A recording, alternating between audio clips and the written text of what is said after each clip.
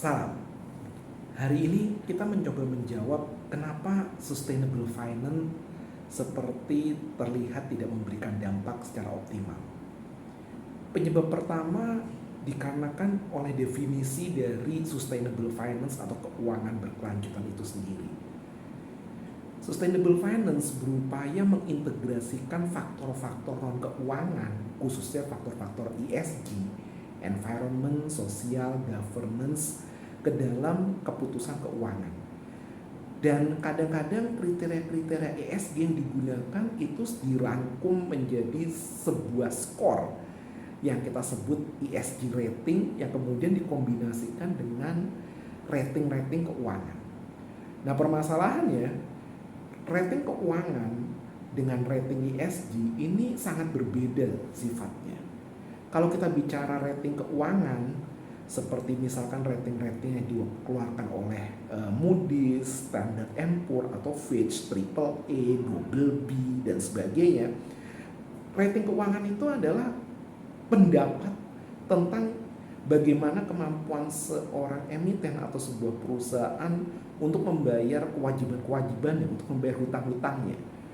Ini dihitung menggunakan berbagai rasio keuangan dan kemudian berupaya diperkirakan seberapa besar probability of default, probability kemungkinan dari suatu emiten akan gagal bayar dalam melunasi kewajibannya. Nah, sementara ESG rating itu sendiri tak lebih dari sebuah skor transparansi. Seberapa transparan sebuah perusahaan melaporkan hal-hal atau isu-isu yang terkait dengan ESG. Sehingga kalau kedua rating ini digabungkan, tentu akan menjadi masalah karena objek analisis dari kedua rating ini sangat berbeda. Yang satu berupaya mencari probability of default, kemungkinan kegagalan bayar, sementara yang satu hanya mengukur transparansi dari bagaimana perusahaan mengungkapkan hal-hal dampak-dampak atau upaya-upaya mereka lakukan terkait terhadap isu dari ESG.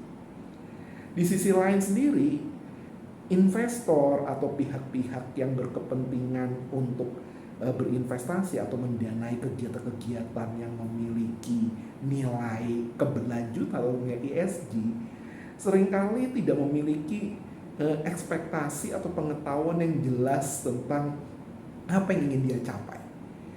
Dan kadang-kadang investor-investor tersebut mungkin hanya sekedar mengejar solusi-solusi jangka pendek yang memuaskan, ya bukan solusi jangka panjang memang bisa mengubah situasi.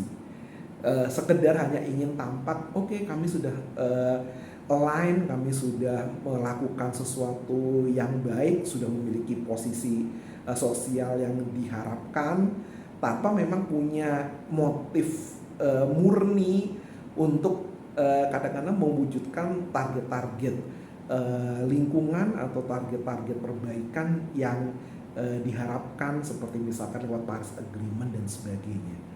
Karena harus diakui, memang kita masih kurang pengetahuan dan kurang pengalaman tentang bagaimana mengevaluasi atau mengakses dampak dari sebuah kegiatan mitigasi atau adaptasi terkait dengan ESG itu tadi. Dan untuk mengevaluasi kita juga memerlukan data-data konkret yang untuk mengumpulkannya tentu akan menambah biaya pengelolaan sebuah investasi yang tentu saja pada akhirnya akan menurunkan return, menurunkan imbal hasil, menurunkan margin atau yield yang bisa diterima dari investasi-investasi yang mempertimbangkan dampak ESG.